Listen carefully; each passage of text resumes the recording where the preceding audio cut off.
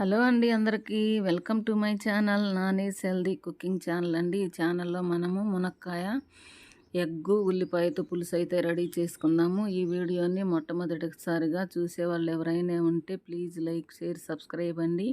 ఈ ఛానల్ కొత్తగా పెట్టాను, సపోర్ట్ చేయండి ప్లీజ్ అండి. మనమైతే ఉల్లిపాయలు అయితే రెడీ చేసుకున్నాం కదా, తొక్క తీసుకొని 2 పచ్చిమిరపకాయలు, మాకు చెట్టు పక్కనే ఉంది మునక్కాయలు అయితే ఎప్పటికప్పుడు ఫ్రెష్గా కోసుకొని అయితే కూరలు అయితే చేసుకుంటున్నాము. ఇప్పుడు ఈరోజు కూడా అట్లానే కట్ చేసుకొని పక్కన పెట్టుకున్నాము. ఉల్లిపాయలు చిన్న చిన్న ముక్కలు కట్ చేసుకున్నాం, పచ్చిమిరకాయలు కట్ చేసుకున్నాము. కళాయి అయితే పెట్టుకున్నాం కదా పొయ్యి మీద, మనము 3 స్పూన్ల ఆయిల్ అయితే వేసుకున్నామండి. ఆయిల్ హీటెక్కాక కట్ చేసుకున్న ఉల్లిపాయ ముక్కలు అయితే దాంట్లో వేసుకోవాలండి. వేసుకున్నాక తర్వాత మనకి అవి మగ్గుతూ ఉండగా పచ్చిమిరకాయలు వేసాము, కరివేపాకు వేస్తున్నాం కదా ఫ్రెష్గా. ఆ చెట్టు కూడా పక్కనే ఉందండి. మనకి వెరైటీగా అన్నీ ఫ్రెష్గా చేసుకుంటే చాలా బాగుంటుంది కదా. తగినంత ఉప్పు వేసాం, కల్లుప్పు వేసాం. కల్లుప్పు వేస్తే కూర అనేది టేస్ట్గా ఉంటుంది.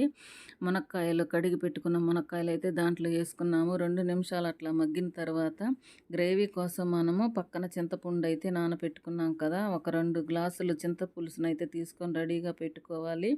ఉల్లిపాయలు అయితే త్వరగా ఉడుకుతాయి, మునక్కాయలు లేటుగా ఉడుకుతాయి కాబట్టి మనం 2 గ్లాసులు చింతపండు పులుసు పోసుకొని సిమ్ములో గ్రేవీ అయ్యేదాకా మనమైతే మగ్గనిచ్చుకోవాలండి. మనకు ఎగ్స్ అయితే ఉడికినాయి కదా, వాటిని తొక్క తీసుకొని అట్లా మధ్యలోకి ఘాటు పెట్టామంటే మనకి స్పైసీస్ అన్నీ దానికి పడతాయండి. అందుకని అట్లా ఘాటు పెట్టుకున్నాం కదా, సలసల మరుగుతుంది, కూర అయితే రెడీ అయిపోతుంది.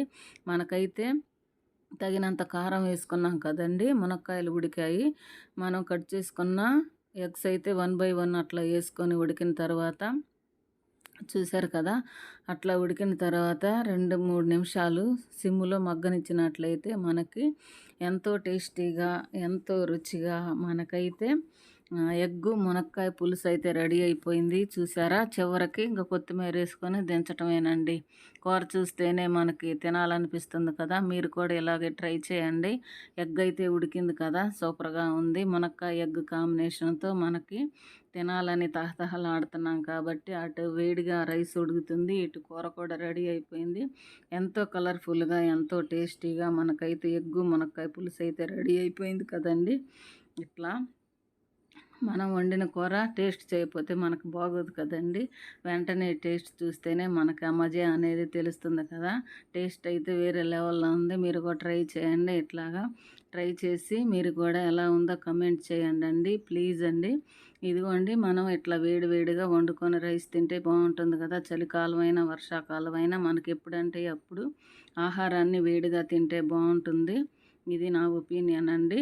మేము కూడా ఏరియాలోనే అంతే చెప్తూ ఉంటాము.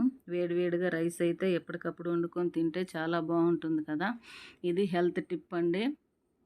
ఈ వీడియో మీకు నచ్చింది అనుకుంటున్నాను. ప్లీజ్ లైక్ షేర్ సబ్స్క్రైబ్ అండి. Thank you for watching. ఈ మరిన్ని వీడియోల కోసం ఈ ఛానల్ని సబ్స్క్రైబ్ చేసుకుంటారని ఆశిస్తున్నానండి. Thank you for watching.